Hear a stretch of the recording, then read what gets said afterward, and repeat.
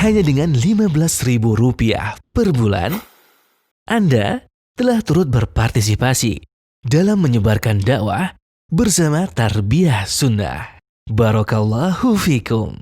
Bismillahirrahmanirrahim. Assalamualaikum warahmatullahi wabarakatuh.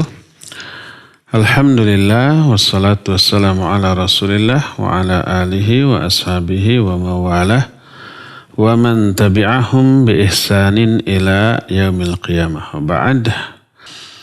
Alhamdulillah kembali kita berjumpa melanjutkan kajian fiqih al-asmaul husna susunan Fadilatus Syekh Abdul Razak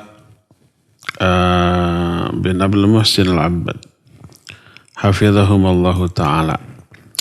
Kemarin Selasa yang lalu kita sudah membahas salah satu di antara nama Allah yaitu Al-Kabir dan Al-Azim. Sekarang kita lanjut ke nama dan sifat Allah berikutnya Al-Qawi dan Al-Matin. Al-Qawi artinya yang maha kuat. Al-Matin artinya yang maha kokoh. Nama Al-Qawi diterangkan dalam banyak ayat. Di antaranya surah Asy-Syura ayat 19 Allah berfirman, Allahu latifum bi'ibadih yarzuqu man yasha'u wa huwal qawiyul aziz. Allah itu maha lembut kepada hamba-hambanya. Dia memberi rizki kepada siapa saja yang dia kehendaki dan dia maha qawi dan maha aziz, maha kuat dan maha gagah. Ayat berikutnya juga dalam surah Al-Mujadilah ayat 21 Allah berfirman, Kataballahu la'aghlibanna ana wa rusuli innallaha qawiyyun aziz. Allah telah menetapkan. Apa kata Allah? La'aghlibanna ana wa rusuli. Pasti aku ini akan menang. Juga para rasulku dalam menghadapi musuh-musuhnya. Sesungguhnya Allah maha qawi, maha kuat dan maha gagah.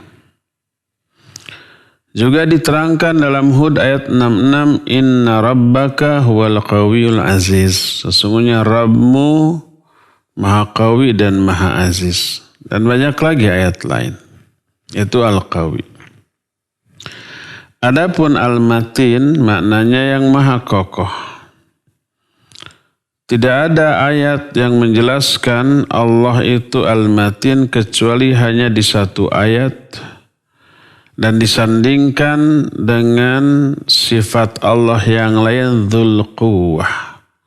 Seperti Az-Zariyat ayat 58 Allah berfirman Innallaha huwar razzaqu dzul quwwatil matin. Sesungguhnya Allah Allah itu dialah yang Ar-Razzaq, maha pemberi rizki. Dzul quwwatil matin, yang memiliki kekuatan yang sangat kokoh. Apa makna Al-Matin? Al-Matin maknanya adalah syadidul quwwah. Dahsyatnya kekuatan. Bahasa kitanya kokoh.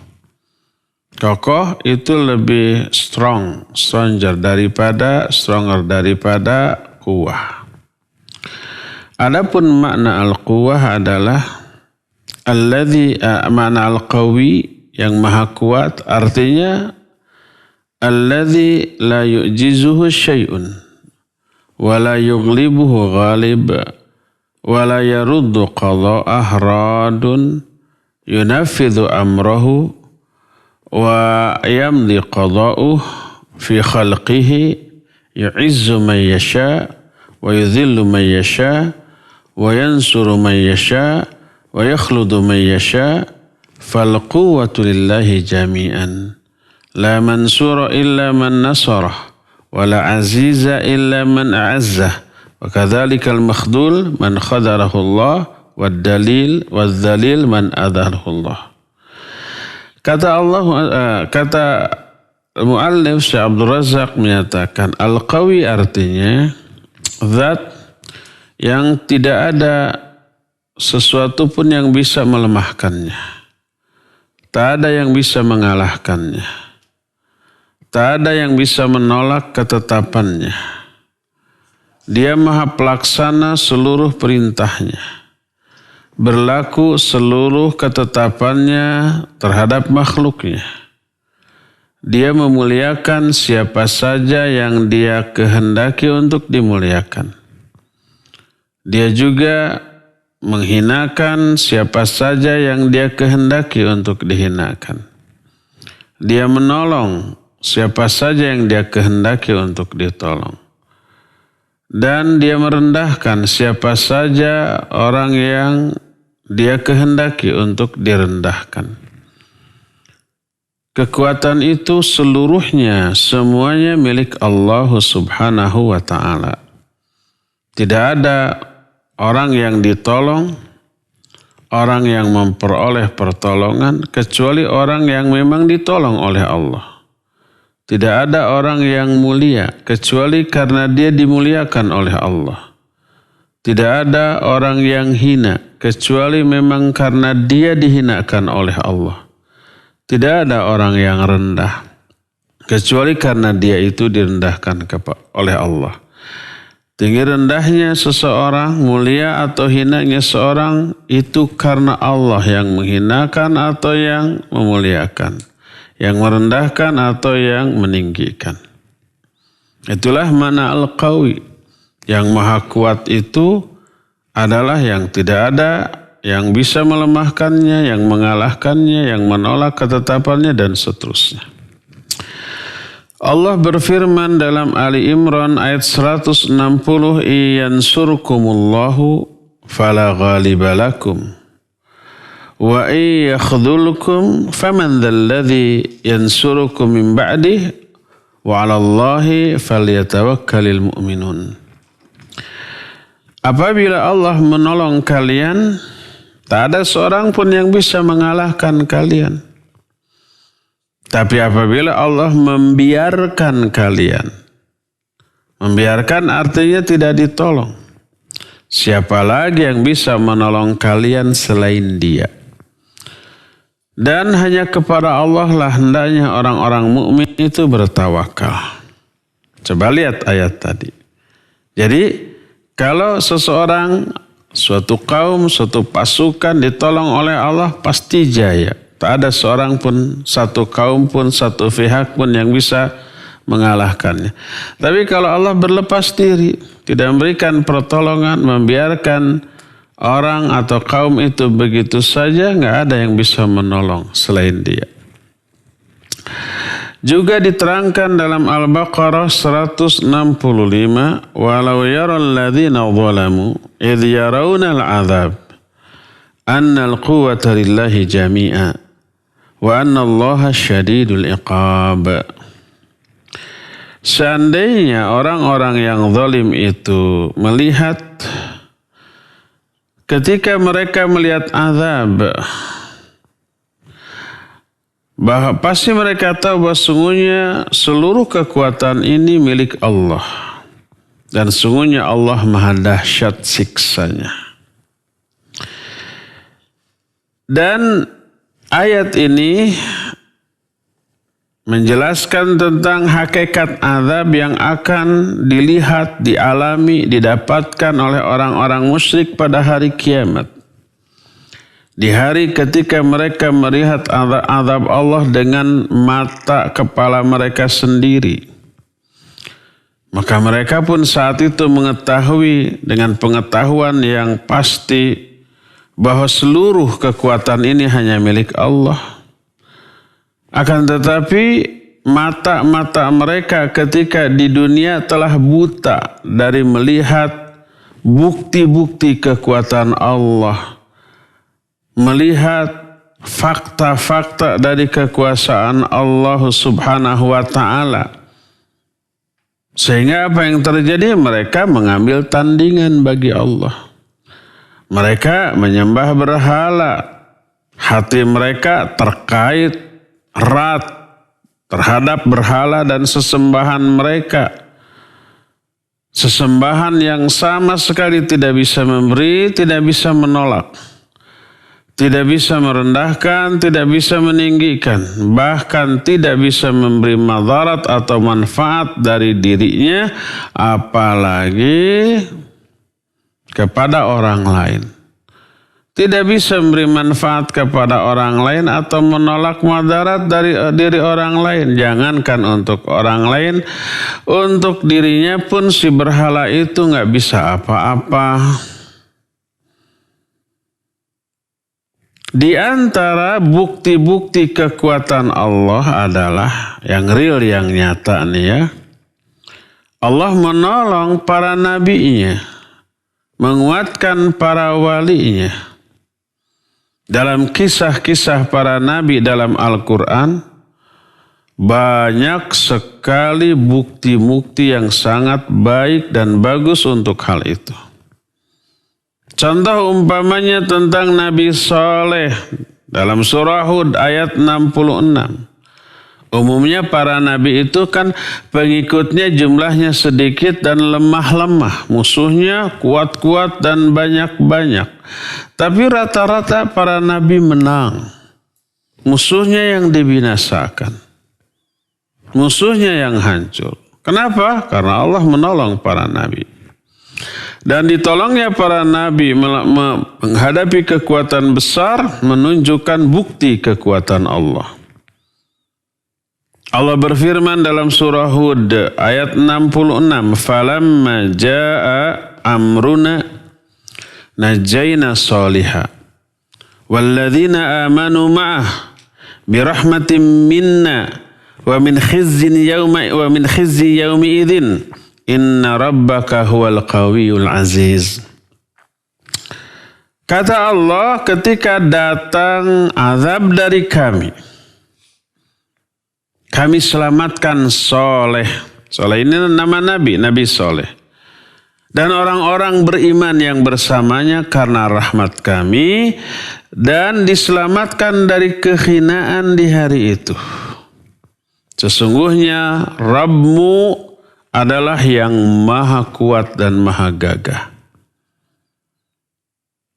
Kekuatan Allah, kegagahan Allah yang menjadi penutup ayat ini dibuktikan dengan dihancurkannya kaum Nabi Saleh.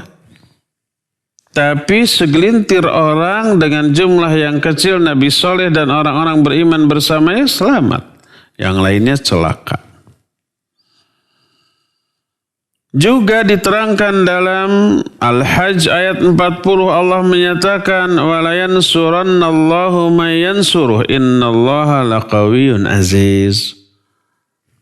Pasti Allah akan menolong siapa saja yang menolong dia.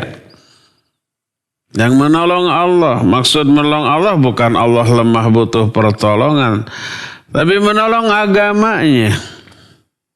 Allah serahkan agama ini kepada manusia untuk dijaga, dipelihara, dan dibela. Siapa yang membela agamanya ini, Allah akan bela dia. Siapa yang menolong agamanya ini, Allah akan tolong dia. In tansurullaha yansurkum wa yuthabbit aqdamakum. Kalau kalian menolong agama Allah, Allah akan tolong kalian dan akan mengokohkan kedudukan kalian. Ini dalam surah Al-Hajj ayat 40, wala yansurannallahu may yansur. Allah pasti, kepastian ditekankan dua kali. Pertama adanya huruf lam taukid, wala yansurannallah. Tadinya yansurullah.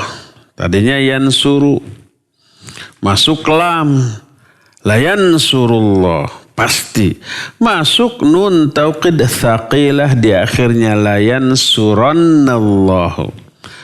Dua-duanya taukid, ada nun taukid, ada lam taukid. Pasti Allah akan menolong siapa saja yang menolong agamanya.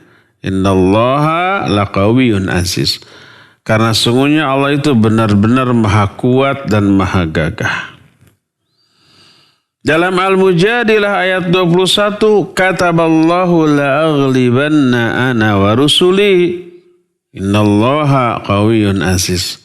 Allah telah menetapkan, ini sunnatullah, la aghlibanna ana wa rusuli. Pasti aku ini akan menang, juga para rasulku. Sungguhnya Allah Maha Kuat dan Maha Aziz. Juga dalam Al-Ahzab ayat 25, Allah Azza wa Jalla menjelaskan tentang perang Ahzab. Perang Ahzab itu tidak berimbang jumlahnya, kekuatannya kaum muslimin dikepung dengan jumlah hanya 3.000 orang yang mengepungnya 10.000 orang.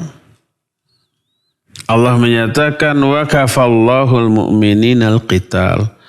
Allah menyelamatkan orang-orang mukmin dari perang itu. Allah kirimkan tentaranya yang tidak kelihatan. Allah kirimkan badai di padang pasir yang memporak-porandakan kekuatan musuh.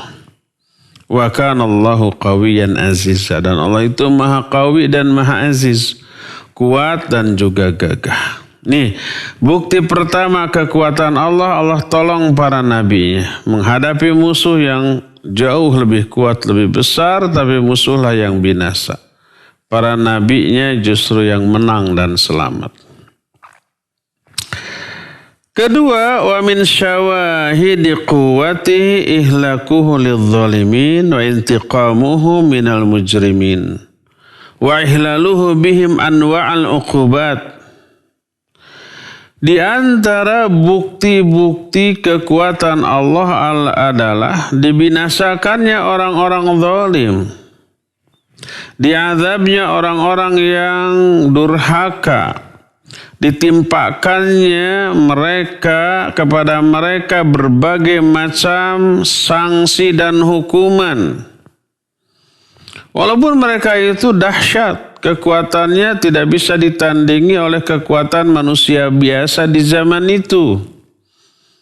Lihatlah Fir'aun, raja penguasa ditunjang dengan berbagai macam faktor penunjang kekuasaan. Ada orang-orang, ada Haman, ada Qarun, dan budak-budak yang juga banyak, tentara yang kuat. Nabi Musa sedikit pengikutnya, lemah-lemah, gak punya senjata, gak punya pasukan. Tapi Fir'aun binasa. Surah Al-Anfal 52 Allah menyatakan kada'bi ali fir'auna walladzina min qablihim kafaru bi ayatillah fa akhadhahumullahu bidhunubihim innallaha qawiyyun syadidul iqab. Seperti keadaan pasukan Fir'aun dan orang-orang sebelum mereka. Mereka kafir kepada ayat-ayat Allah. Lalu Allah azab mereka karena dosa-dosa mereka. Sesungguhnya Allah itu maha kuat dan maha dahsyat siksanya.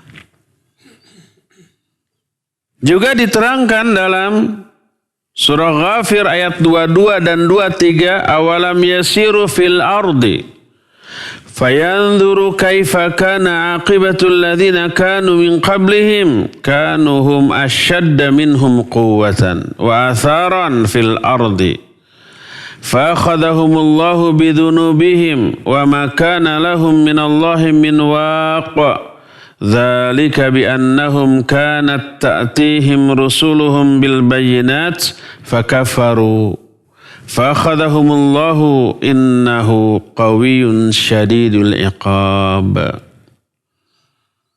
Kata Allah Azza wa Jalla, tidakkah mereka itu bepergian di muka bumi lalu memperhatikan, melihat bagaimana akibat yang dialami oleh orang-orang sebelum mereka? Para orang-orang sebelum mereka itu jauh lebih kuat dibanding mereka dan lebih besar pengaruhnya di muka bumi. Allah azab mereka karena dosa-dosa mereka dan mereka tidak memiliki penyelamat pelindung dari azab Allah sedikit pun. Yang demikian itu disebabkan karena telah datang kepada mereka rasul-rasul kami utusan-utusan kami dari kalangan mereka dengan membawa penjelasan-penjelasan yang gamblang. Tapi mereka kufur, menentang kepada para nabi, para rasul utusan tersebut. Maka Allah azab mereka. Sesungguhnya Allah itu maha kuat dan maha dahsyat siksanya. Ini bukti kekuatan Allah yang kedua.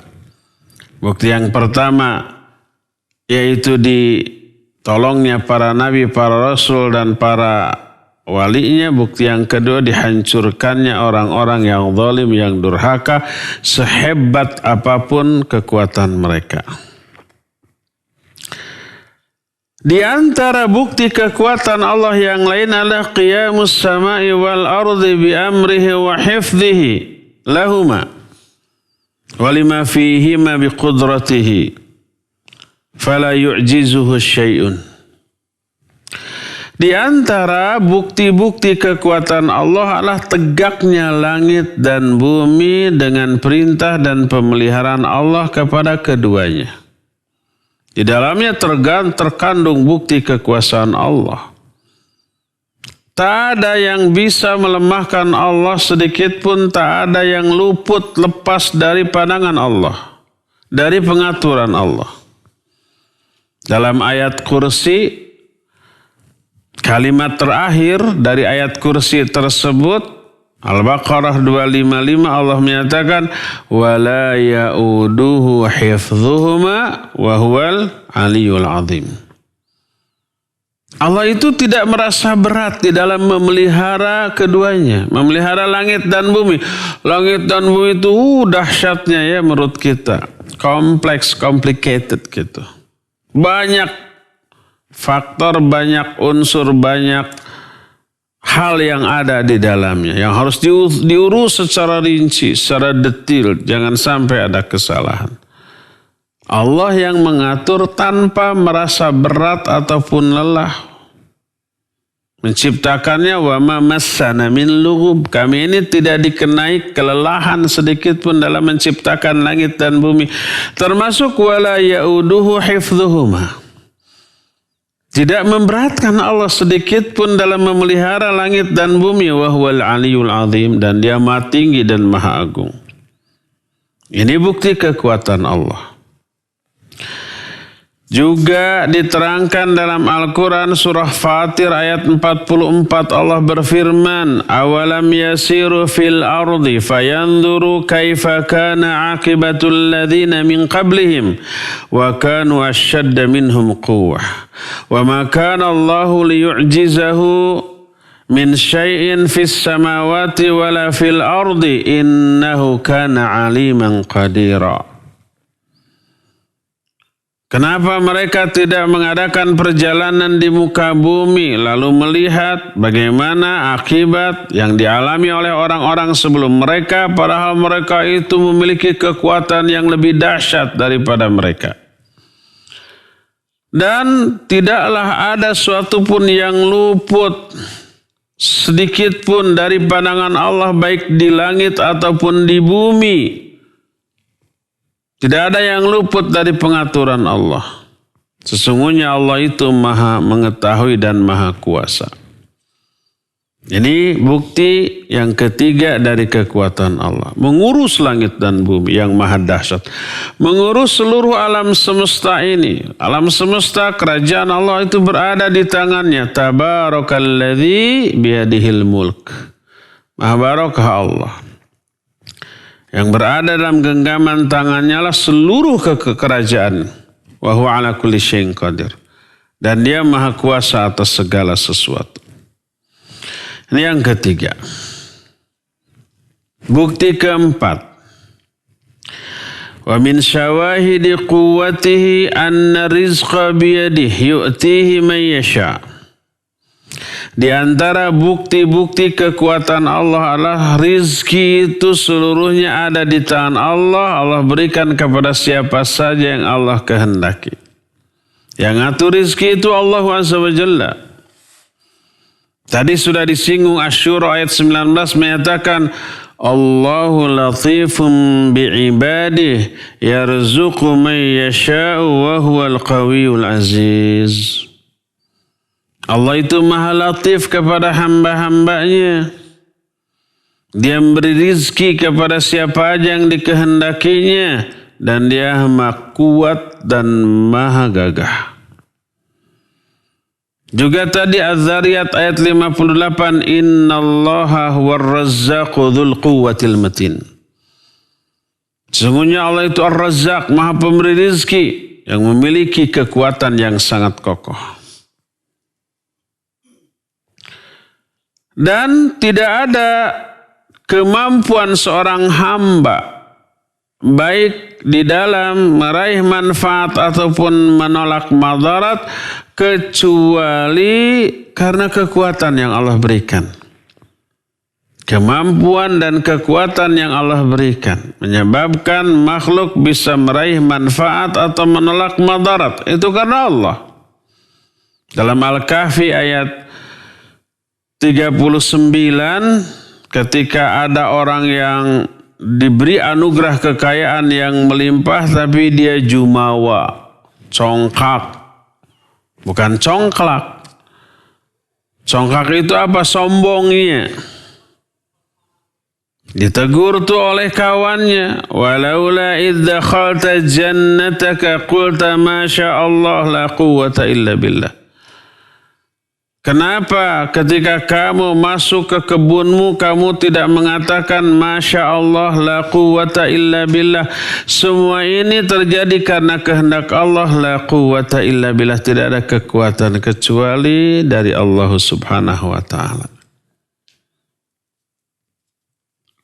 Kalimah hauqalah yang menyatakan la haula wa la quwwata illa billah menunjukkan atau bukti kekuatan Allah subhanahu wa ta'ala.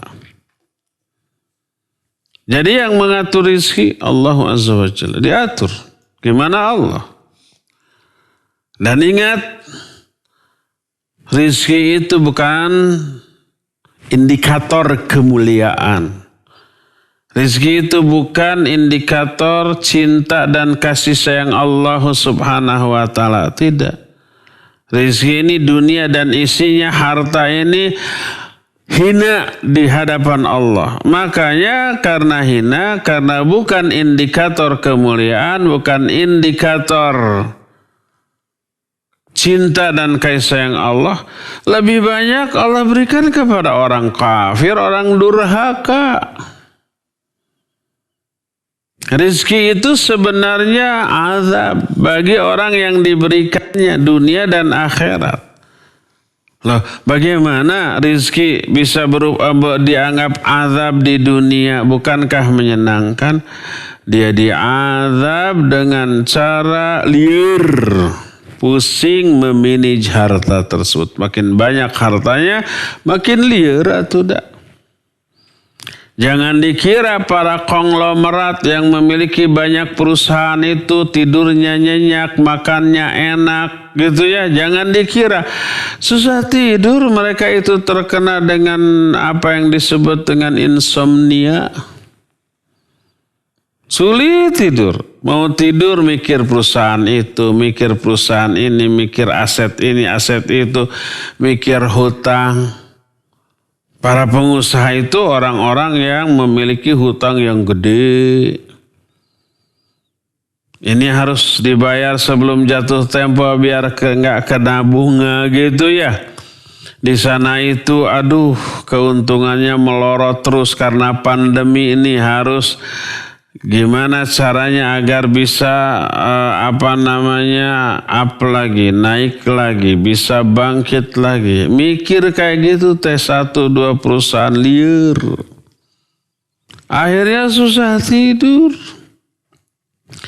Makan, dia makan seenaknya di mana-mana.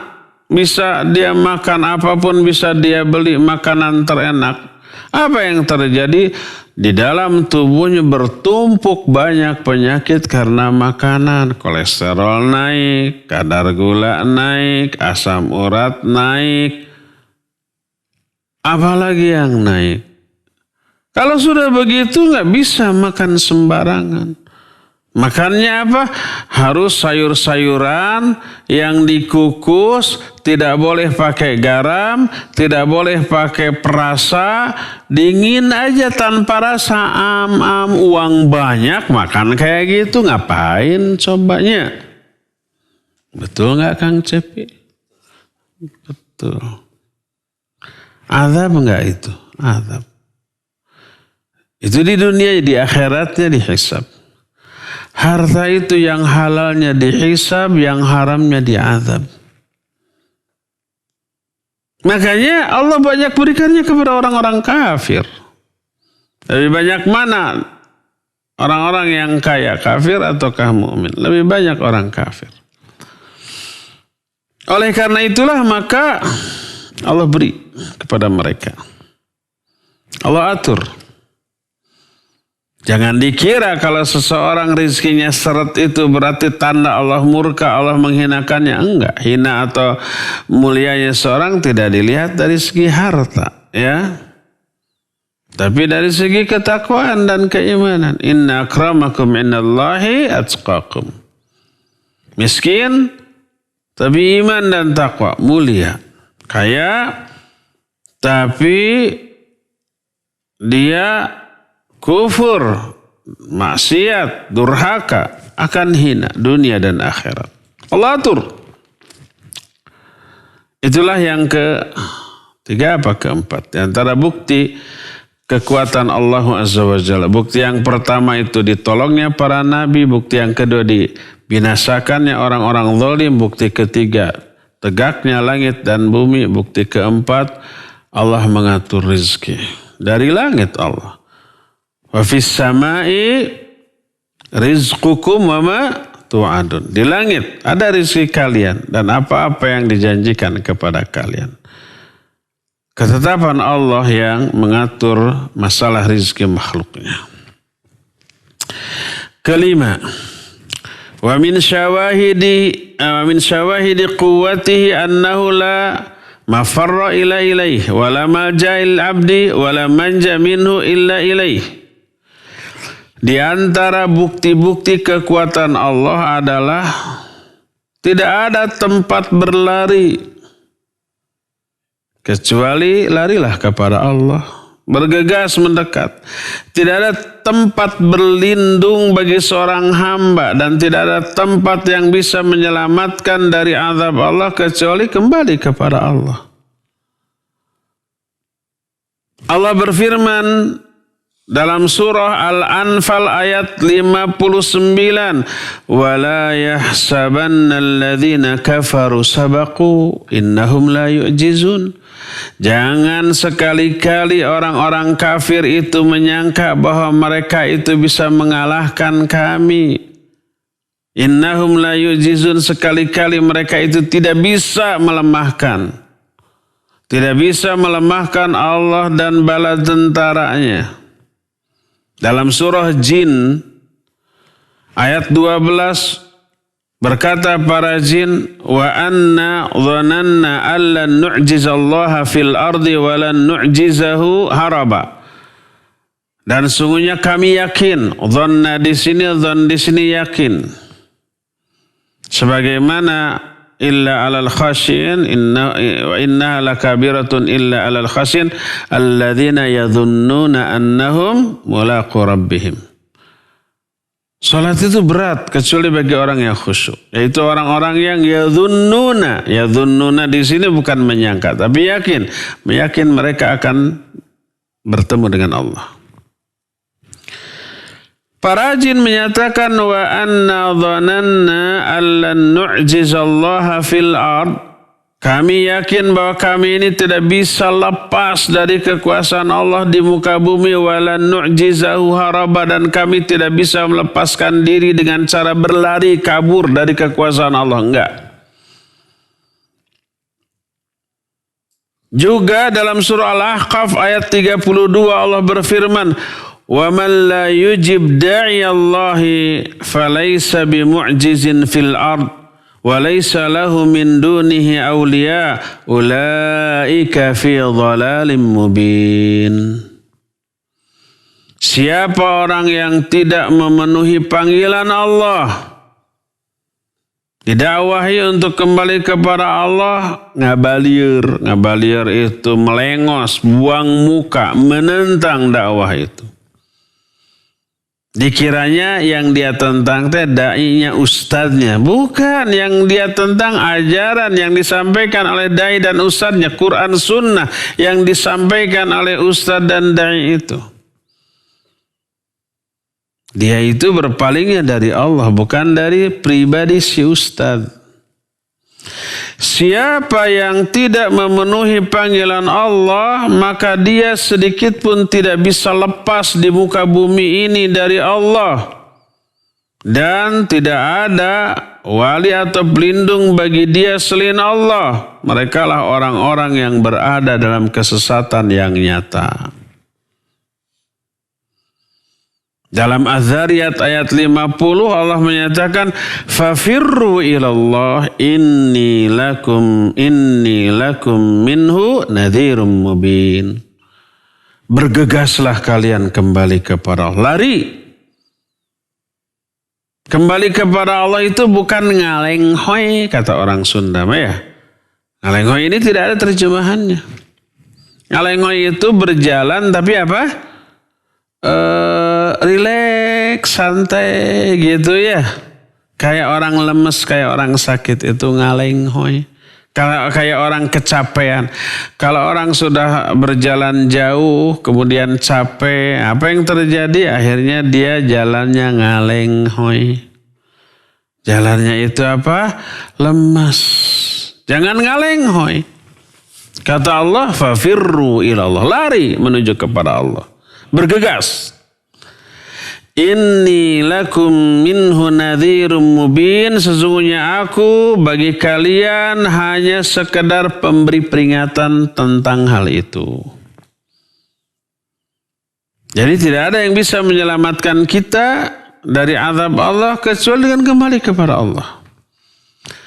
Tidak ada tempat berlari dari hukuman Allah kecuali menuju kepada Allah. Tobat, tunduk, patuh, taat, satya, satuhu kepada aturan Allah.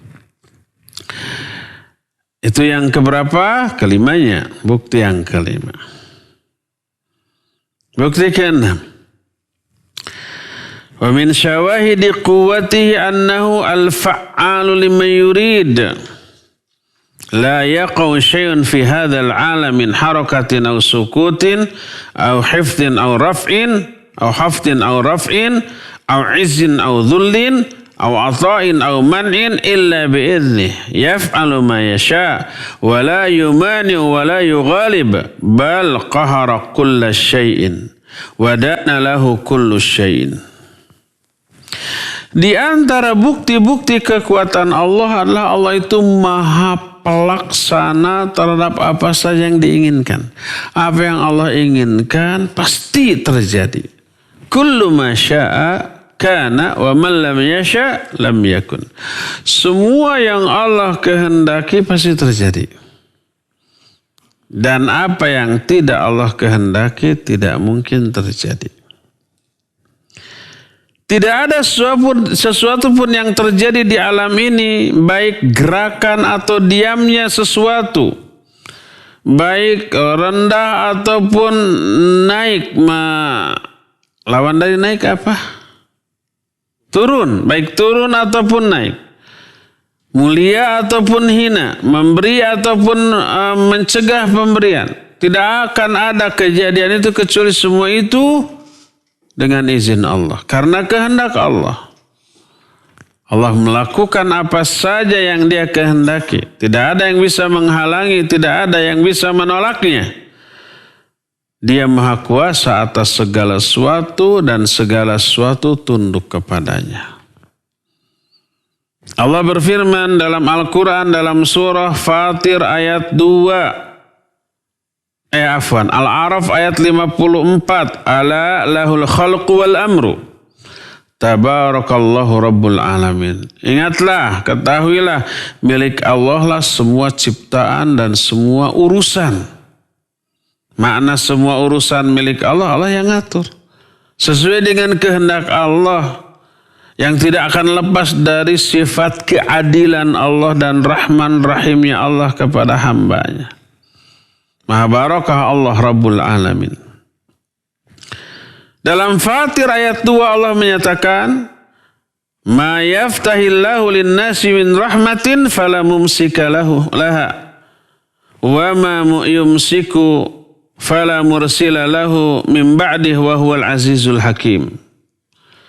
Apa yang Allah buka berupa rahmatnya bagi manusia. Kalau Allah memberikan rahmatnya atau apapun pemberian Allah kepada manusia, fala mumsikala, tak ada seorang pun yang bisa menahan, menghalangi, menolak, enggak. Miliaran orang mencegah agar orang tersebut enggak dapat apa-apa, tapi kalau Allah sudah mentakdirkan, menghendaki, memberi kepada dia, pasti sampai. Wa ma yumsiku fala mursilalah. Dan apa yang Allah tahan, tak ada seorang pun yang bisa melepaskannya selain Allah. Dan Allah maha gagah dan maha hakim.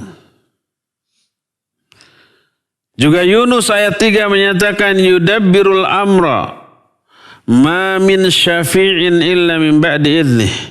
Allah lah yang maha mengurus seluruh urusan dan tidak ada pemberi syafaat pun selain Allah kecuali dengan izin Allah Azza wa Jalla. Dan ini menunjukkan kekuatan Allah. Apa yang Allah kehendaki pasti terjadi. Jadi semua yang terjadi di alam jagat raya itu kehendak Allah. Nah, ada pertanyaan. Apakah Allah menghendaki kekufuran, perbuatan syirik, kemaksiatan, kedurhakaan, kebidahan? Menghendaki apa tidak? Kita lihat. Ada enggak kekufuran, perbuatan syirik, kebidahan, kedurhakaan, kemaksiatan? Ada enggak di muka bumi ini? Terjadi enggak? Terjadi di mana-mana ada. Apakah berarti Allah menghendaki? Iya menghendaki. Atau kalau enggak dikehendaki oleh Allah mah tidak akan terjadi. Kullu ma syaa kana wa ma lam yasha' lam yakun. Semua yang Allah kehendaki pasti terjadi, dan apa yang tidak Allah kehendaki tidak mungkin terjadi. Jadi dengan demikian Allah menghendaki perbuatan syirik, kufur, bid'ah, maksiat dan yang sejenisnya yang buruk-buruk. Makanya itu terjadi. Timbul pertanyaan kedua, apakah setiap yang dikehendaki oleh Allah berarti pasti dicintai oleh Allah? Jawabnya tidak. Apa yang Allah kehendaki belum tentu Allah sukai, Allah ridhoi, Allah cintai. Buktinya Allah menghendaki perbuatan syirik, kufur, bid'ah dan yang sejenisnya. Tapi Allah tidak ridha terhadap semua itu. Dan ini menunjukkan Allah kadang-kadang menghendaki apa yang tidak disukainya, tidak dicintainya. Dan sebaliknya, kadang-kadang Allah tidak menghendaki apa yang dicintainya.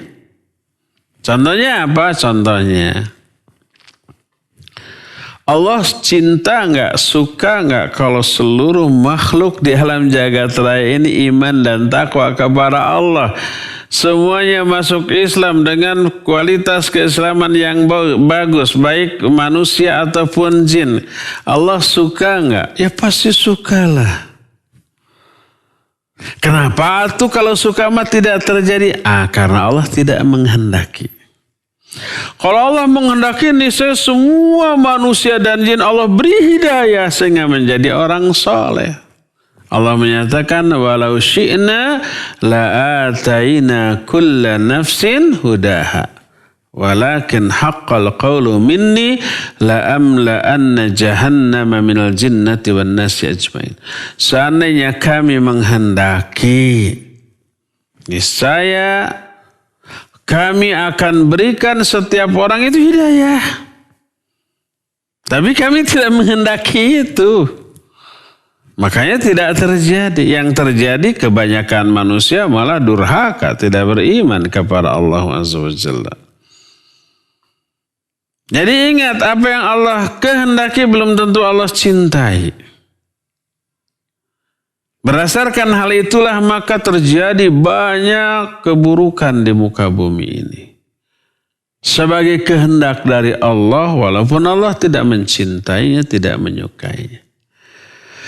Timbul pertanyaan, kalau memang tidak disukai, kenapa Allah kehendaki? Allah tidak menyukai syirik, kufur, bidah, dan maksiat. Tidak suka, pasti benci, pasti tidak ridha. Kenapa Allah kehendaki? Banyak hikmah di balik itu. Salah satunya adalah ujian, cobaan bagi manusia. Ujian dan cobaan dari kufur, dari syirik, dari bid'ah, dari maksiat itu gede loh, banyak, bervariasi. Pertama, pribadi-pribadi orang-orang mukmin terpengaruh nggak oleh perbuatan syirik, kufur, bid'ah, dan maksiat? Karena rata-rata itu semuanya menyenangkan loh. Terpengaruh nggak?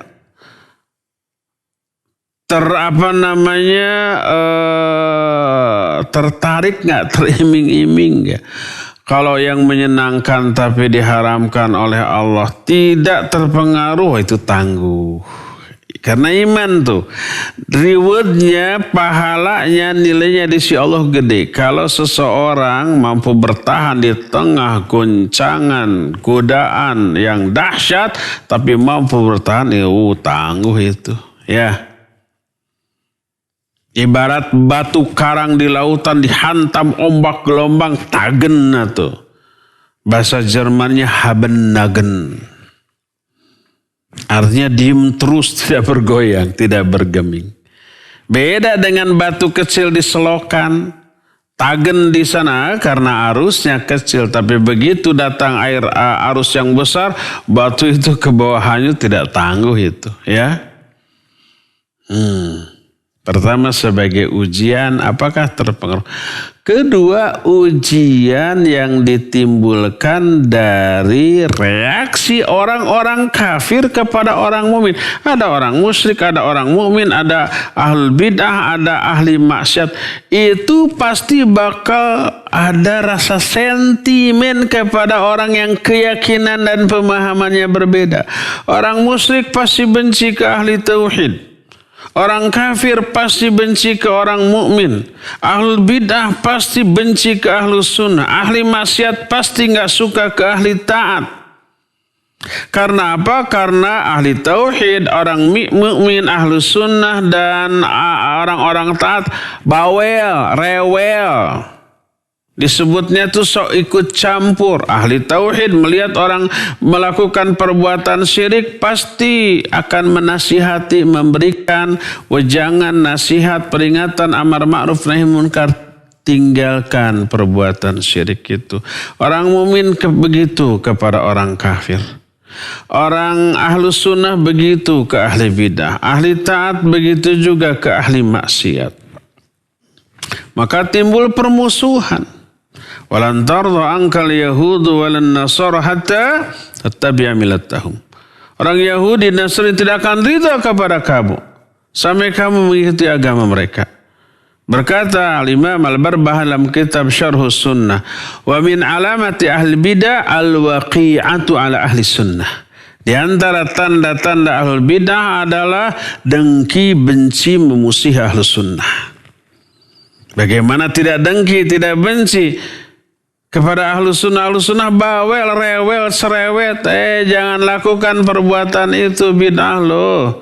Jangan lakukan perbuatan itu, nggak ada sunnahnya, nggak ada contoh dari sana.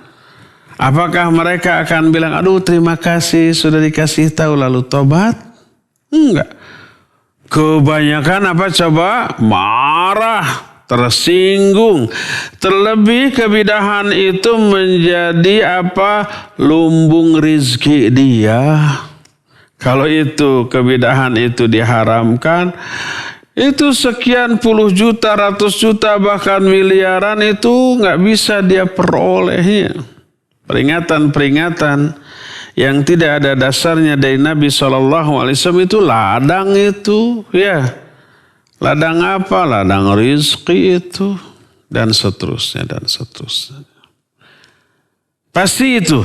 Ya, oleh karena itulah maka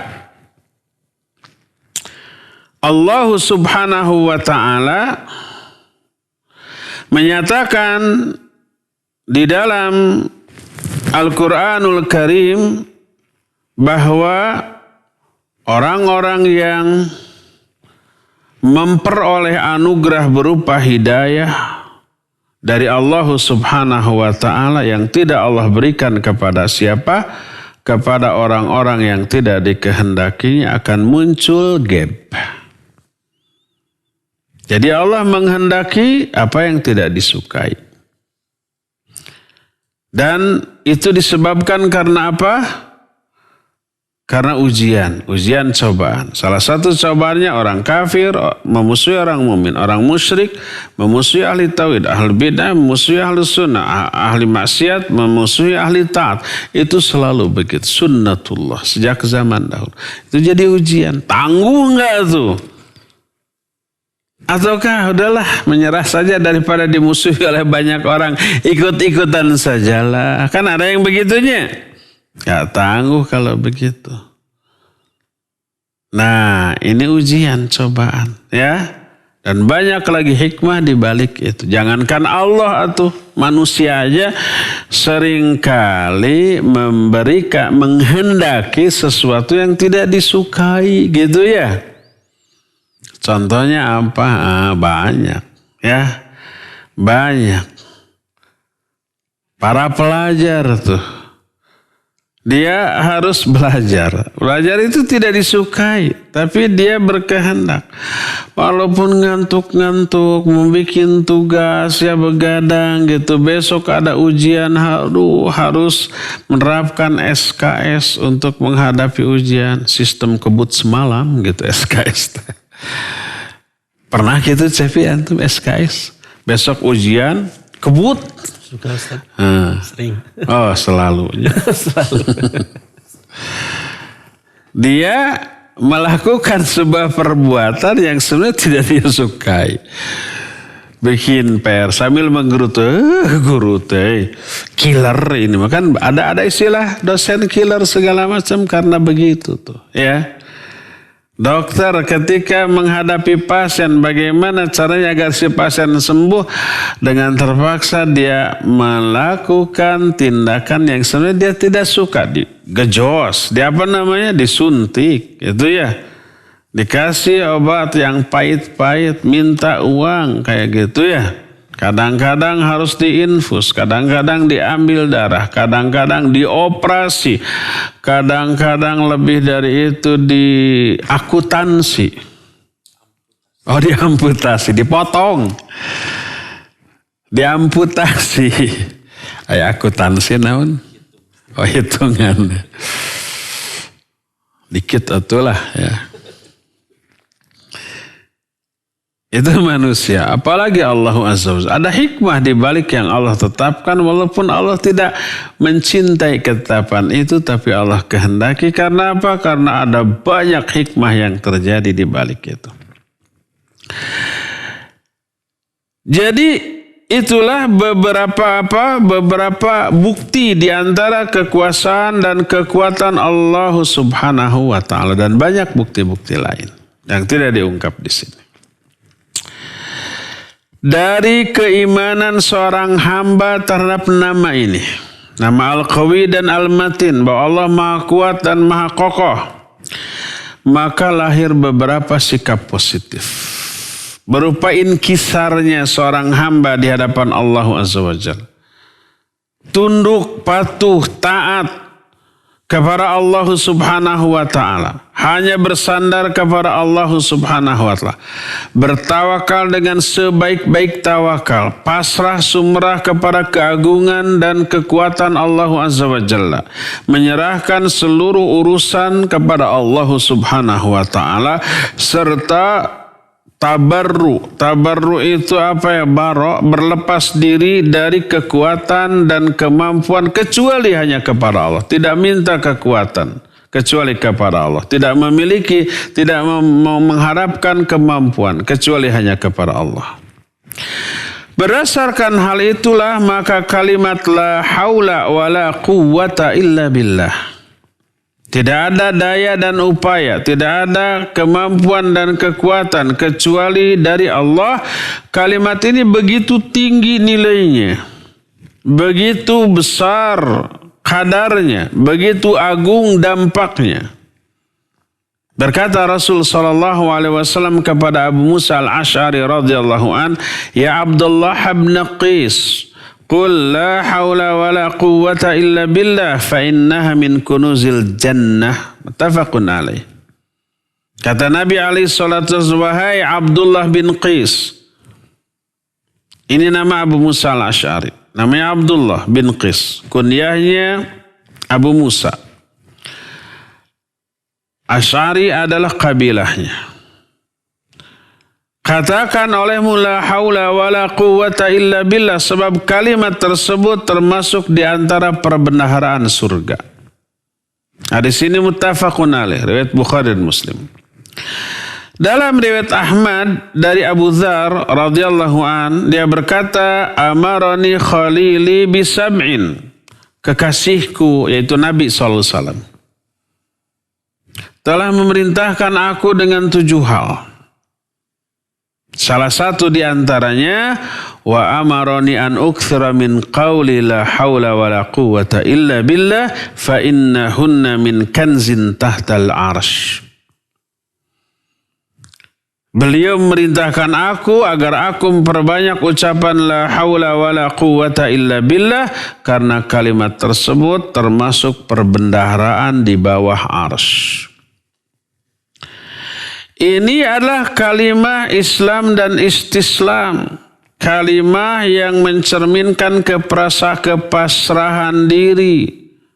Menyerahkan urusan kepada Allah, bersandar kepada Allah, tidak memohon, meminta, menginginkan kekuatan kecuali kepada Allah. Pengakuan bahwa seorang hamba tidak memiliki kemampuan untuk mengurus urusan apapun sedikit pun. Tidak ada kemampuan untuk menolak keburukan, tidak ada kekuatan untuk meraih kebaikan kecuali semuanya itu kepada Allah Subhanahu wa ta'ala. Tidak bisa seorang hamba berpindah dari kemaksiatan kepada ketaatan, dari kondisi sakit kepada kesehatan, dari lemah menjadi kuat, dari kurang menjadi lebih, kecuali semuanya itu karena Allah. Tidak ada kekuatan bagi seorang hamba untuk berdiri, untuk melakukan apapun, mengurus urusan apapun kecuali kepada Allah Azza wa Jalla.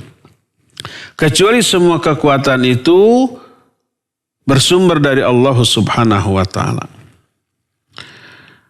Maka siapa orang yang mengatakan kalimah ini dengan sebenar-benarnya, kalimat la haula wa la quwata illa billah, dan mengaplikasikan isi kandungannya berupa tawakal kepada Allah, menyerahkan urusan kepada Allah, dan bersandar dengan sebaik-baik penyandaran kepada Allah, dia akan ditunjuki, diberi hidayah. Dia juga akan dilindungi, akan diberikan perlindungan, dan dia juga akan dicukupi. Dia akan menjadi manusia yang hatinya paling kuat dan keadaannya paling bagus. Dalam salah satu athar dikatakan, man sarrahu ayyakuna aqwan nasi falyatawakkal 'ala Allah. Wa man sarrahu ayyakuna aghnan nas falyakun bima fi yadillah awthaq minhu bima fi yadihi.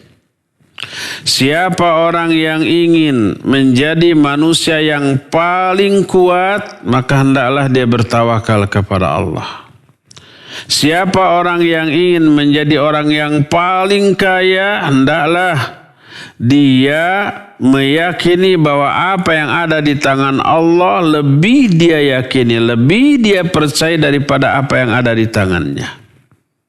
Jadi itu semua menjadi buah dari keimanan kita kepada nama Allah Al-Qawi dan Al-Matin. Ya, inilah penjelasan salah satu di antara nama dan sifat Allah Al-Qawi dan Al-Matin. Cukup sampai di sini. Insya Allah nanti kita akan lanjut ke pertemuan yang berikutnya dengan tema Asy-Syahid dan Ar-Raqib. Ya, kita masih punya waktu untuk bertanya jawab. Wassallallahu ala nabiyina Muhammadin wa ala alihi wasallam. Mangga. Baik, syukran Ustaz. Jazakallahu khairan atas pemaparan materi yang disampaikan. Dan kami mengundang kepada para pendengar dan pemirsa dimanapun antum berada yang menyimak melalui Radio Tarbiyah Sunnah 1476 AM atau melalui siaran kami di channel YouTube, Facebook, dan Instagram Tarbiyah Sunnah Channel. Dimanapun antum berada. Bagi antum yang akan bertanya silahkan bisa melalui line telepon di nomor 022 86862637 atau bisa melalui pesan singkat ke nomor 0811 2271476. Ya, silakan bagi penelpon di nomor 022 86862637. Ya, silakan. Halo. Assalamualaikum.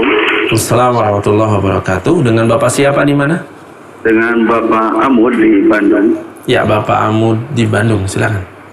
Dan Ya. ada yang bilang sifat Allah itu ada 99. Seperti Asmaul Husna di dalam Al-Quran. Namun ada juga yang bilang 20. Seperti wujud, kidam, bako.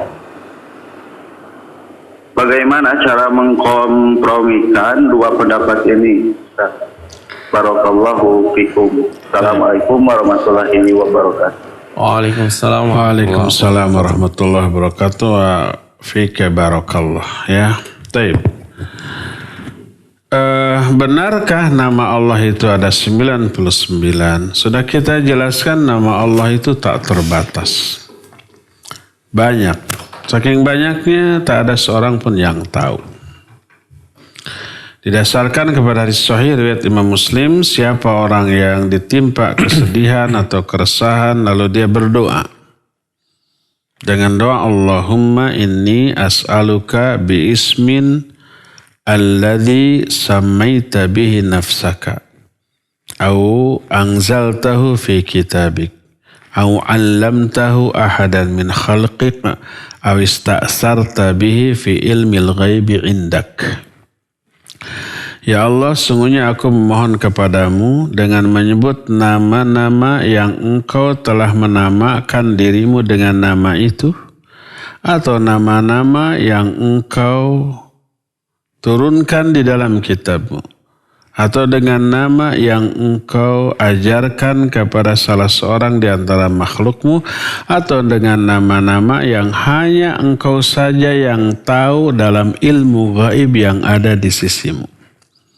Nama-nama yang hanya engkau saja yang tahu. Selain Allah tidak tahu, malaikat, para nabi tidak diberitahu.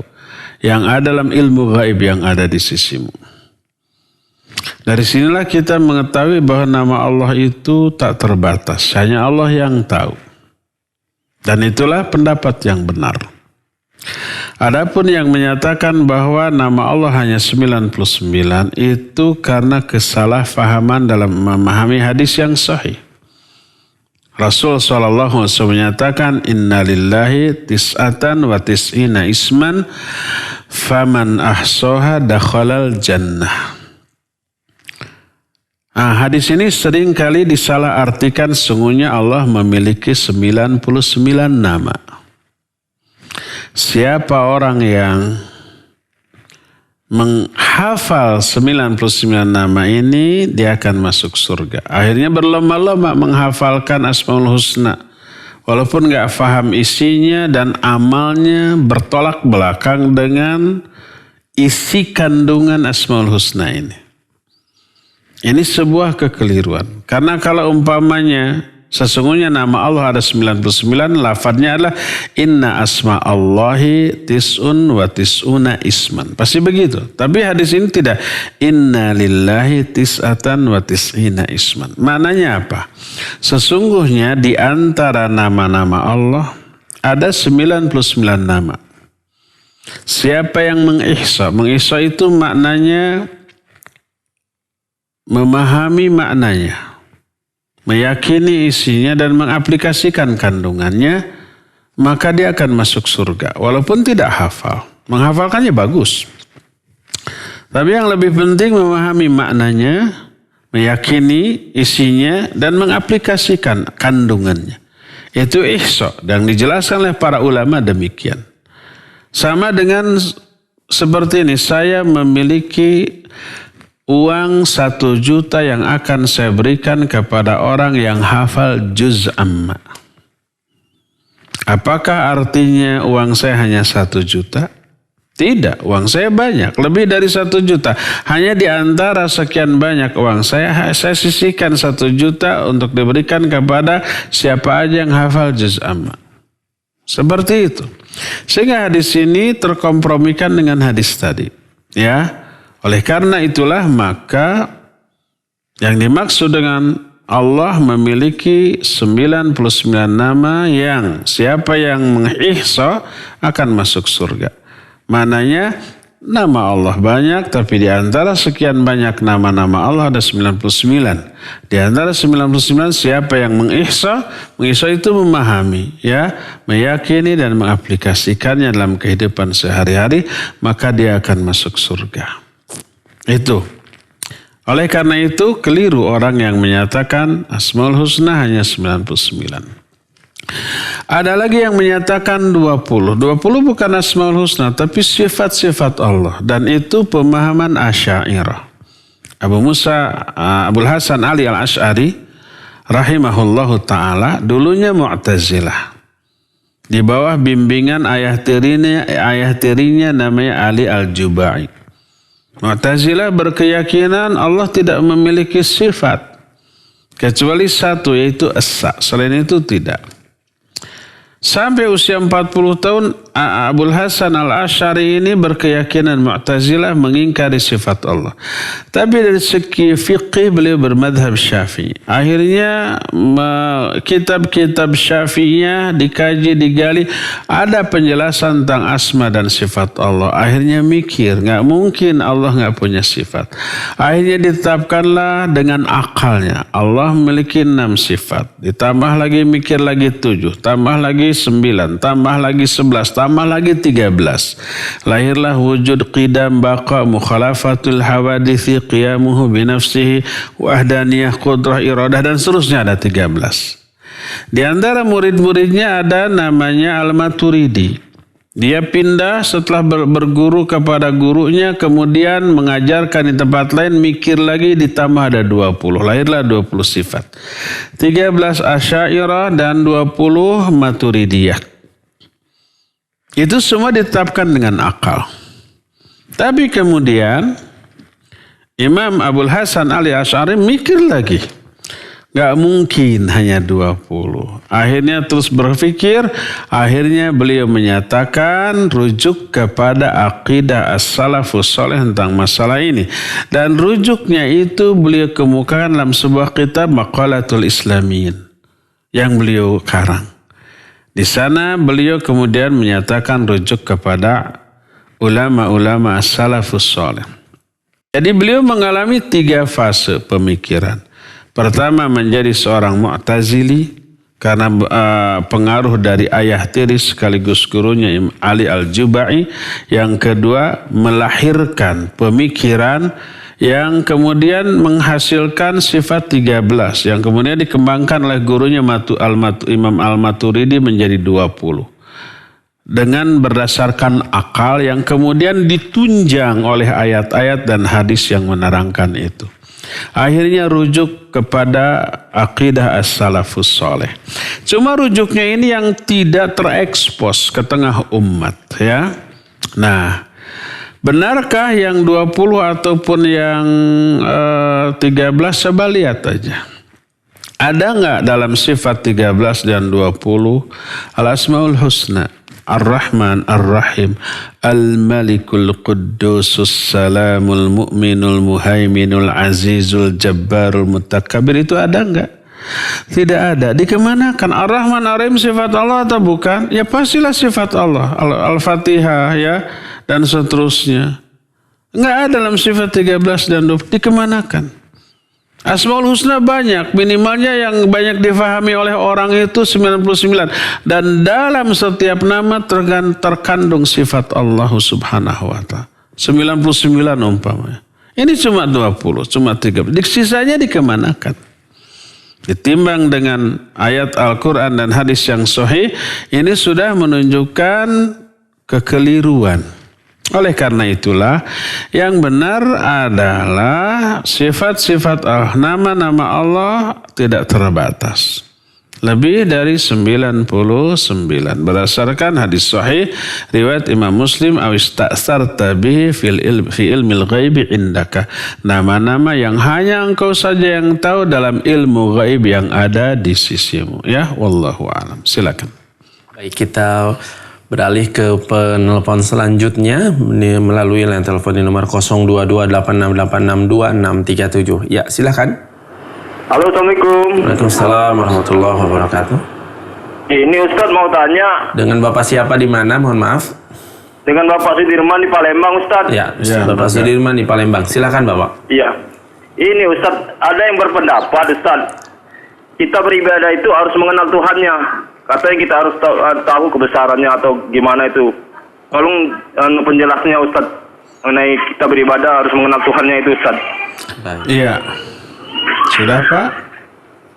Sudah, ya Ustadz. Terima kasih, Ustadz. Assalamualaikum. Waalaikumsalam warahmatullahi wabarakatuh. Iya, Pak Sudirman di Palembang ya? Iya, Sumatera Selatan. Barakallahu fiik. Ada yang menyatakan dalam beribadah kita harus mengenal Allah subhanahu wa ta'ala. Ya iyalah. Peribahasa mengatakan tak kenal maka tak sayang. Kenali Allah semaksimal yang kita bisa, semendalam mungkin. Melalui apa? Melalui penjelasan dari Allah. Jangan mengenal Allah dengan akal, dengan perasaan, dengan fikiran. Karena itu dilarang oleh Nabi SAW. Beliau menyatakan tafakkaru fi khalqillah wa la tafakkaru fi dhatillah fa innakum lan taqdiru qadrah. Hadis sahih riwayat Imam At-Tirmidzi dalam kitab Al-Jami' As-Shaghir. Berfikirlah kalian tentang makhluk ciptaan Allah dan jangan sekali-kali berfikir tentang zat Allah karena kalian tidak akan mampu untuk menjangkaunya.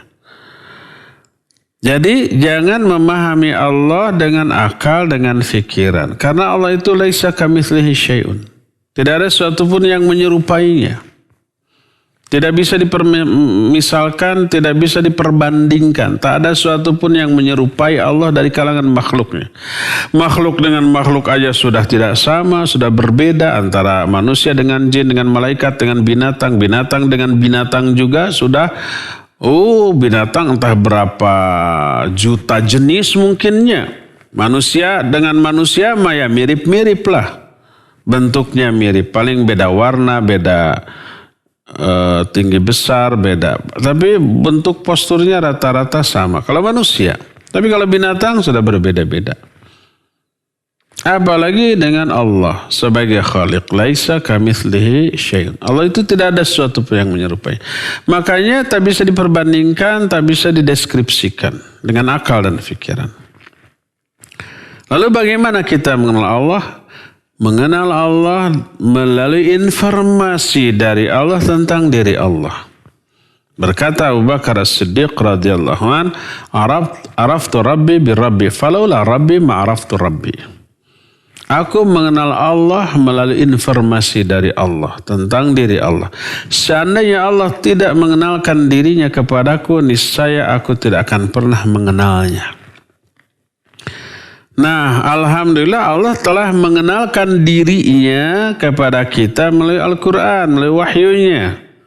Melalui apa? Melalui nama-nama dan sifat-sifatnya yang Allah tuangkan dalam Al-Quran. Ini kitab yang sedang kita bahas, Fiqh Al-Asmaul Husna ini, untuk mengenal Allah secara benar melalui penjelasan ayat dan hadis dengan penjelasan dari para ahlinya, para ulama. Seperti salah satu sifat Allah yang kita bahas Al-Qawi. Apa makna Al-Qawi? Kita bahas.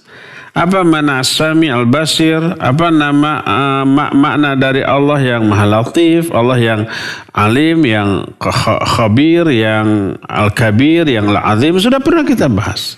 Dengan cara seperti itu kita mengenal Allah SWT. Ya. Nah, ini cara mengenal Allah Subhanahu wa Ta'ala. Dari semua pengenalan terhadap setiap nama Allah lahir buah yang manis tadi, yang sudah kita terangkan. Kalau umpama kita mengenal Allah itu maha besar, maka salah satu buah yang lahirlah kita merasa diri hina, rendah dan tawadhu, tak patut sombong, tak patut takabur, tak patut merasa besar dan tinggi, gitu ya.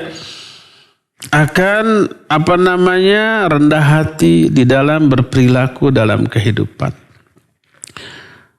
Ketika mengenal umpamanya nama Allah Subhanahu wa Ta'ala Raqib, Allah itu maha mengawasi, gitu ya. Apa yang akan terjadi? Yang terjadi adalah lahirlah sikap muraqabah, merasa terus diawasi oleh Allah. Akibatnya apa? Akibatnya kita nggak berani melanggar larangannya, mengabaikan perintahnya. Walaupun kita bersendirian, nggak ada orang yang lihat, Allah tetap lihat. Ketika kita beribadah kepada Allah Azza wa Jalla, Allah mengawasi lahir dan batin kita. Hati kita pun diawasi ketika kita sholat. Allah mengawasi hati kita, pikiran kita. Malah di dalam sholat menghadap Allah kita ingat kepada apa? Urusan duniawi. Apa kita nggak malu tuh?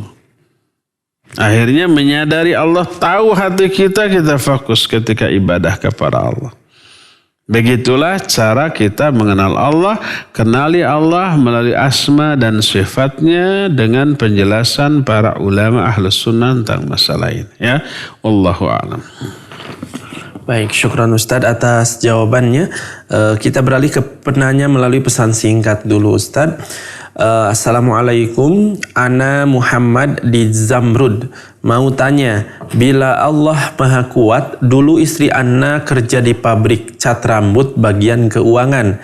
Sekarang sudah berhenti dan dapat pesangon. Apakah halal pesangon buat kehidupan makan dan minum sehari-hari? Sedang saya juga sudah tidak bekerja. Syukran, jazakallahu khairan Ustaz. Silakan. Iya, wa jazakallahu khairan. Kalau Allah Maha Kuat, istrinya berhenti kerja dapat pesangon. Nggak ada hubungan. Hubungannya apa ya? Itu terjadi atas kehendak Allah Azza wa Jalla dan pasti itu yang terbaik. Menurut kasamata Allah, penglihatan Allah Subhanahu wa Ta'ala, menurut ilmu Allah. Ya, walaupun seringkali kita belum menyadari di mana sisi baiknya. Belum mengetahui, belum mendapatkan. Kadang-kadang mendapatkan atau menyadarinya nanti beberapa tahun yang akan datang. Nah, tapi yang jelas itu adalah keputusan dari Allah SWT. Selama PHK-nya itu bukan karena kesalahan kita sebagai karyawan. Mungkin karena keadaan, karena pandemi. Kemudian si perusahaannya bangkrut. Akhirnya ya untuk mengurangi pengeluaran dengan mem-PHK. Lalu dapat pesangon, halal nggak? Pesangonnya halal lah. Karena itu legal. Tidak melanggar aturan baik syar'i ataupun aturan pemerintah dan tidak mengandung unsur kezaliman. Boleh dipakai ya boleh. Boleh dimakan ya boleh dimakan. Dibuat modal gitu, biar kita bisa usaha mandiri, biar kita itu jadi bos dalam usaha yang kita bikin sendiri. Punya karyawan itu tukang nyupir, nyuci piring gitu. Umpamanya dagang bakso gitu ya. Kita jadi bos untuk diri kita sendiri, untuk 2-3 karyawan kita. Insya Allah barokah ya. Jadi pesangon tidak ada masalah. Halal sifatnya, silakan dipakai ya. Tidak ada alasan untuk menganggap atau ragu terhadap kehalalan tersebut. Wallahu a'lam. Silakan lagi. Iya, kita beralih atau kita ke penanya melalui pesan singkat lagi Ustadz sebelum ke penanya melalui telepon. Pertanyaannya adalah kitab apa yang cocok untuk dipelajari bagi yang mau mulai belajar nama-nama dan sifat Allah? Barakallahu fiki Ustaz. Silakan. Iya, salah satunya kitab yang sedang kita bahas, Fikih Al-Asmaul Husna. Tapi apapun kitab yang kita bahas, jangan autodidak. Apalagi dengan berbekal kemampuan nahwu sharaf dasar, lalu kita baca kitabnya tanpa bimbingan. Bisa salah faham, ya. Para ulama menyatakan man kana ustadzuhu kitabahu fa khata'u aktsaru min shawabih. Siapa orang yang gurunya adalah kitabnya, autodidak dia, maka kesalahannya akan lebih banyak daripada benarnya. Belajarlah dengan guru yang bisa memberikan bimbingan, ya. Pertama, Fikih Al-Asmaul Husna. Ini bagus, ya. Adapun kitab-kitab tentang asma dan sifat Allah yang lainnya banyak. Terjemahannya juga sudah ada. Tapi sekali lagi saya anjurkan untuk tidak belajar secara autodidak. Ikutlah kajian-kajian seperti ini. Di antaranya umpamanya Lum'atul I'tiqad, susunan Imam Ibnu Qudamah Al-Maqdisi rahimahullah. Ada syarahnya dari Syekh Al-Utsaimin dan dari beberapa pensyarah yang lain. Itu berbicara juga tentang asma dan sifat Allah. Ada lagi kitab yang berbicara tentang asma dan sifat Allah, Al-Qawaidul Muthla. Itu lebih tinggi, susunan Syekh Al-Utsaimin. Ada lagi kitab tentang asma dan sifat Allah, syarah Al-Aqidah Al-Wasithiyah, susunan Syekhul Islam Ibn Taimiyah rahimahullah. Dan ini juga sudah ada syarahnya, syarah Al-Aqidah Al-Wasithiyah. Syekh Al-Utsaimin punya syarah Al-Aqidah Al-Wasithiyah, Syekh Shalih Al-Fauzan punya, Syekh Muhammad Khalil Haras ada tentang hal itu. Itu banyak. Ya, terjemahannya juga sudah ada, sudah banyak. Boleh dibaca, boleh. Tapi jangan lupakan kajian tentang kitab-kitab tentang asma dan sifat Allah. Karena ini riskan apabila salah faham, sedikit belok dari pemahaman yang sebenarnya, ada bias dari pemahaman yang benar.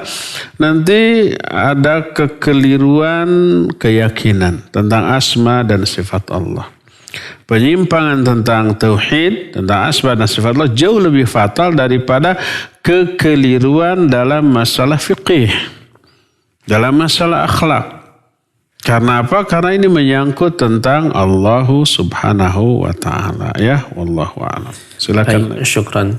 Kita kembali ke penanya melalui line telepon di nomor 02286862637. Ya, silakan. Halo, assalamualaikum. Waalaikumsalam warahmatullahi wabarakatuh. Dengan Ibu siapa di mana, Ma? Umu Fakri Riau. Di Umu Fakri di Riau, ya. Di Silakan. Riau, iya. Ya, silakan, Ibu. Assalamualaikum Ustaz. Waalaikumsalam warahmatullahi wabarakatuh. Barakallahu fiik. Wafiki barakallah. Ana mau tanya Ustaz. Silakan. Apapun yang terjadi pada seorang manusia, pasti itu semuanya atas kehendak Allah. Dan Iya. Baik ataupun buruk, pasti itu yang terbaik bagi kita sebagai umatnya, ya Ustaz ya. Iya, betul. Cuma hal itu bisa kita realisasikan dalam keadaan kita tidak tertimpa musibah, Ustaz. Iya. Dalam keadaan pikiran kita masih jernih. Soalnya anak sendiri sudah praktek, Ustaz. Ada teman yang qadarullah tertimpa musibah. Lalu dia menangis ketika suaminya meninggal, menangis meraung-raung. Lalu anak bilang, Mbak, tolong istighfar, kata anak, jangan seperti itu. Lalu beliau mengatakan sama anak, ini karena bukan kamu yang ngalami, katanya. Lalu anak pergi aja, Ustaz. Anak jadi nggak enak untuk menerangkannya, Ustaz. Bagaimana itu, Ustaz, kalau menghadapi seorang teman, sebenarnya beliau baik sama anak, Ustaz. Cuma mungkin dalam keadaan dia lagi down, seperti itu, Ustaz. Jadi bagaimana menghadapi seorang teman seperti itu, Ustaz? Karena tugas kita kan saling mengingatkan, ya Ustaz. Saat itu mungkin dia lagi galau. Jazakallahu khairan, Ustaz. Ya, wa jazakillahu khaira. Ummu Fatri, ya, di Riau. Mungkin melalui Asl TV, ya, atau Radio Hidayah di Pekanbaru. Ya, barakallahu fiik. Musibah adalah hal yang terbaik yang Allah berikan kepada kita di saat itu. Sama dengan apabila kita sakit, datang ke dokter, keputusan dokter menyakitkan kita. Sebenarnya harus disuntik. Tapi itulah putusan terbaik bagi kita selaku pasien yang sedang mengalami sakit. Kita tidak suka karena apa? Sakit, ya, secara fisik sakit, secara psikis juga tegang. Dalam pikiran itu jangan-jangan salah suntik, jangan-jangan salah obat, jangan-jangan nancep ke tulang, jangan-jangan patah di dalam, kan gitu ya, banyak ya pikiran kayak begitu ya. Dan dokter memberi putusan terbaik untuk kondisi kita saat itu. Setelah gejos disuntik, tak berapa lama sembuh, ya. Dan itulah sekali lagi hal yang terbaik dalam keadaan sakit. Tidak diberi yang enak-enak, ini aja minum es buah nanti sembuh gitu ya. Ini aja makan durian si montong nanti sembuh. Enggak begitu. Ya, bukan yang enak-enak, malah yang sakit-sakit. Setelah disuntik dikasih yang pahit-pahit. Selain disuntik sakit, dikasih yang pahit-pahit, dilarang dari yang enak-enak. Jangan makan si montong dulu, jangan makan kambing dulu, apalagi mentahnya. Jangan makan yang enak-enak dulu. Makannya apa? Yang pahit-pahit gitu ya. Setelah beres ya disuntik, ya dikasih yang pahit, ya dilarang dari yang enak, dimintai duit lagi, bayar. Terus kata dokter apa? Minggu depan sini lagi. Diapain dok? Saya suntik lagi, saya kasih yang pahit lagi, saya minta duit lagi. Datang enggak? Datang lagi enggak? Datang lagi. Karena si pasien yakin itulah keputusan terbaik bagi dia. Itu dokter, itu orang. Apalagi Allah Azza wa Jalla. Seringkali Allah memberi kita hal yang pahit-pahit, musibah ya. Penderitaan, kanyeri, kaperi. Yakini itu terbaik bagi kita. Walaupun seringkali kita belum mengetahui sisi baik dari musibah itu saat itu. Tapi besok lusa pasti akan terasakan sisi baik dari musibah tersebut. Ya. Nah, apa yang harus kita lakukan bila ada orang yang tertimpa musibah? Ya, dinasihati boleh dengan cara yang baik. Dihibur. Dihiburnya bukan ngabodor, ngelawak, bukan. Tapi dengan diberikan penjelasan yang menyebabkan dia itu apa?